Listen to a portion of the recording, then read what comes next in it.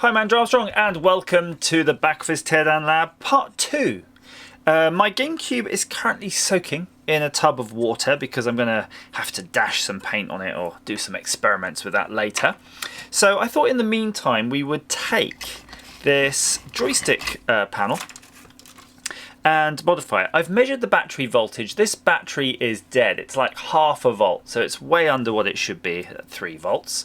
I notice we have this LED and I cannot resist an LED mod while we're here, so we're going to do both. So the first thing I have is this battery holder, and it takes a standard CR2032, and if you want to see more about this, look at my Super Metroid, Nintendo Super Metroid battery RAM backup modification where I use these. And for the LEDs, I've just got this cheapo set of LEDs. I don't know if they're going to be bright enough or not, but we can experiment with that slightly. So before I do anything, I just want to show you, I'm going to hook up some power from my rapidly looking faulty bench power supply to show you what the LEDs should look like, because we need a way of testing this, of course, and actually want to install them the right way.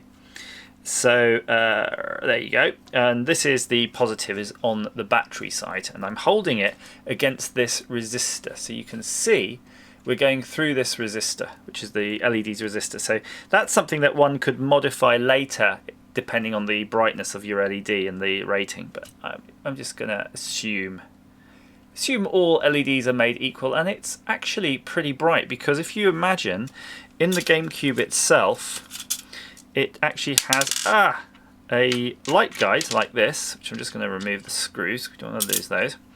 And the light guide goes on the top like so, or thereabouts. And I'm going to see if I can actually get it working with the light guide to show you. Oh, there we go. And then you can see you've got that nice orange glow, and it looks really good in the case. It makes me wonder if I'm actually driving it hard enough, because I'm driving it at 5 volts, and I think that looks a lot brighter. But anyway, let's not worry about that. We're just going to whop in another LED and see what happens. So I'm going to turn on the soldering iron, and let's have a little think about which project we want to do first. I think we'll do the LED first because it's a little bit simpler. And then after the LED we'll do that battery modification. So the thing you're going to need to choose though is a colour, and of course you have traditional colours like these, and then you've got some more exotics, but we're going to go with, I think, the blue.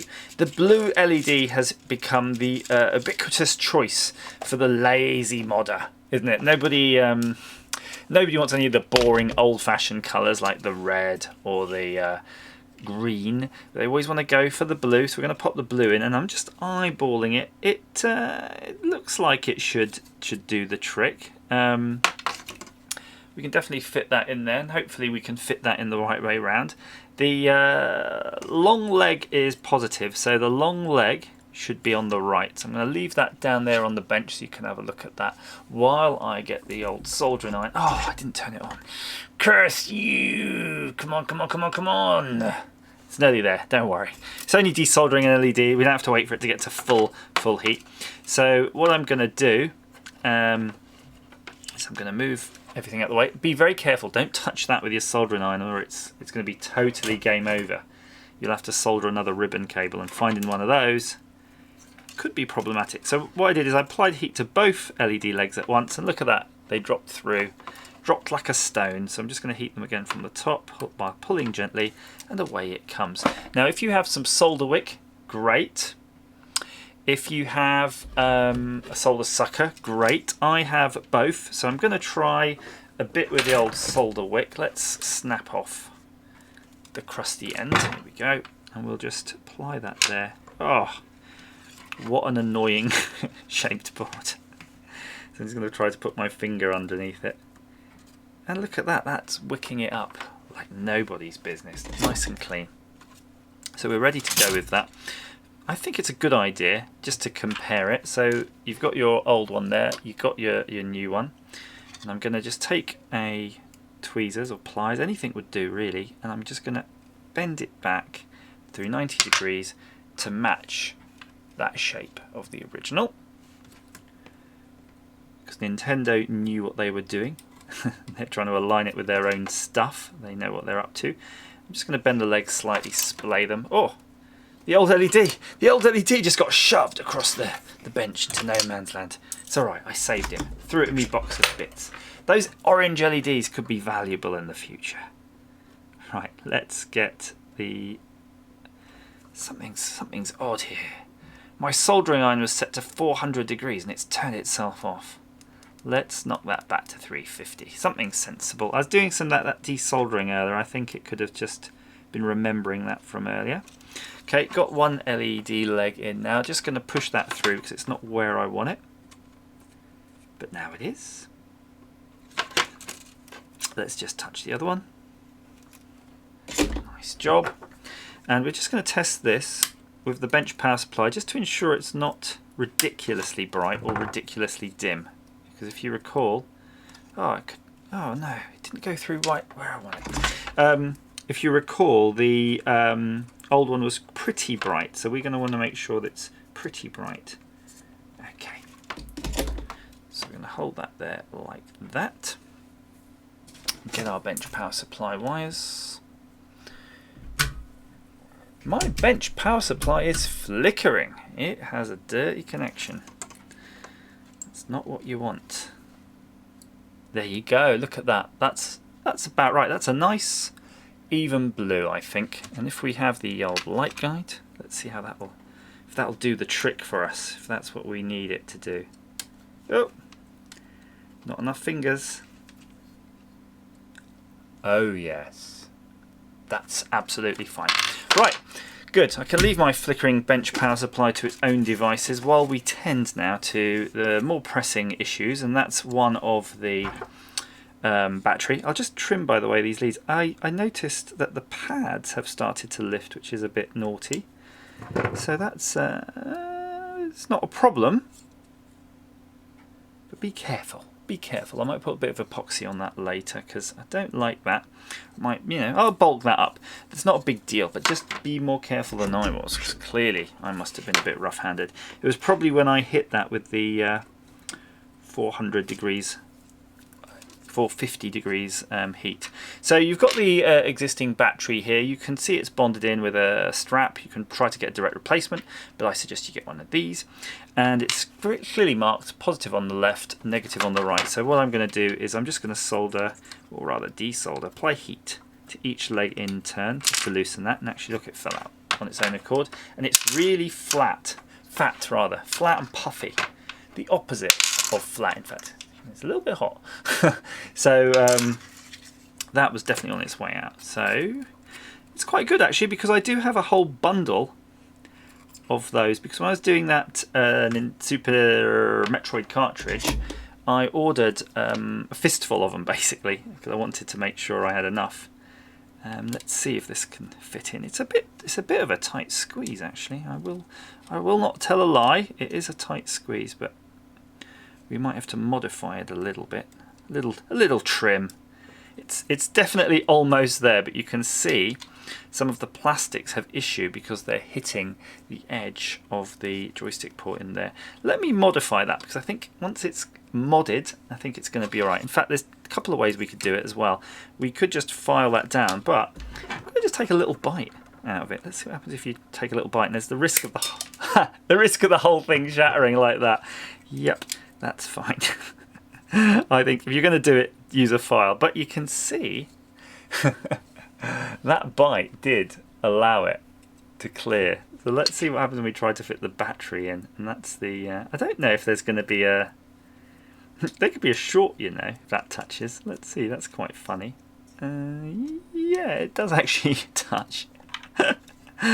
Okay, that would be a really bad move. So the other option would be to fit the battery in upside down. Yeah, we could do that. We could have fit the battery in upside down and fit the battery snap in reverse potentially. Let me mull this over. I figured out the solution. I've got a brand new snap from my box of tricks, and what I'm going to do is I'm going to put in the snap into the positive hole, and I'm going to just drag it slightly back and forth so you can see where it would actually be happy. sitting, and you can see there's a small mark right there. That's where it would be happier. Now, because this is a negative, and a negative is on the ground plane, so look very closely. You see the pin is actually attached to this whole ground plane, yeah? And these little dots here are actually wires which go through to the other side. So all of this is negative, in fact, it doesn't matter. What we can do is we can actually make a hole through there. And it's interesting to see that there isn't any wire in here. I guess they didn't feel they needed it. So what I've got is basically a small drill bit in a little handheld drill chuck. And these are good, by the way. If you don't have these, get these. They're kind of like I don't know, something a watchmaker or something would use. And you basically are moving this up and down, this gadget thing up and down, and it's just turning the blade through, I don't know, probably about 100 degrees back and forth, and you just keep pumping on this, and bonk, and it goes straight through. So I've cleaned that. The first thing is, let's just test that hole, make sure that fits where we want it, and it does. Look, that is pretty good. If I turn it over, you'll see now we have a new little hole right there, just poking through. It's not very deep actually, but that's absolutely fine. So what we need to do now is just clear around that a little bit so we can solder to it. And, I don't know why they had such massive pads on those batteries, really. I guess they're expecting a lot of vibration from those kids shaking it around. And I find something like a screwdriver is pretty good luck for this, like a little flathead. Just taking the corner off it, rub it back and forth, and you can see it's nicely cleaned up right there. And then if you've got a little wire brush or something, you can just make sure all the varnish is off. Now I'm not going to tin it, because in tinning it, it's going to fill the hole, and I don't really want to go through that unnecessary effort right now. So I'm just going to poke it through.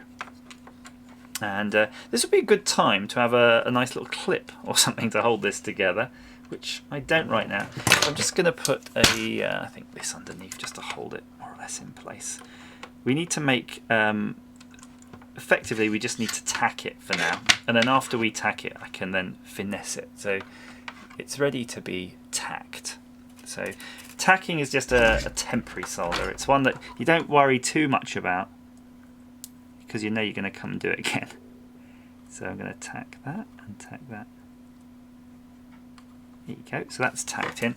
Now I'm going to just now go behind that with my thumb, and I'm going to apply pressure. And you heard that little cracking sound, that little ticking sound. That's the sound of the plastic moving into place.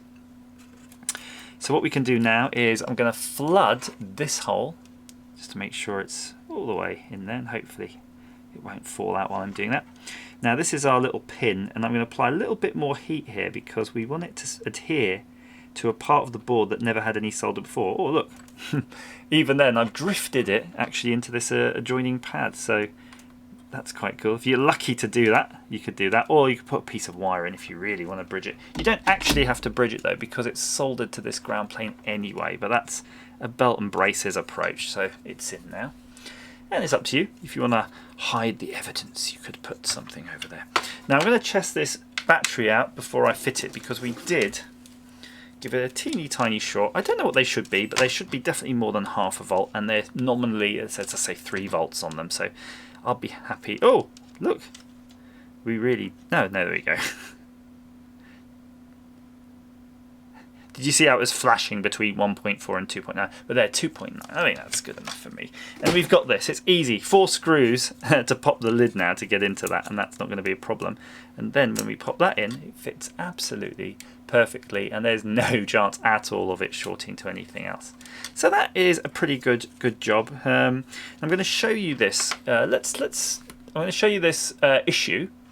Now this is where the pads have come off, right? So you can see those pads have come off, and I'm gonna be a bit nasty to this. I'm gonna pretend we've really screwed it up. So now, bang, our PCB is damaged. So I've actually broken the little piece of trace that was going to here, and this one now I'm gonna do the same. So it's totally floating. So if you look there, all of this LED now is not electrically connected. So it's like, oh my gosh! But if this happens to you, don't fret. So we've concocted this situation And that noise, by the way, was a magnet flying across the desk for the screws to something else.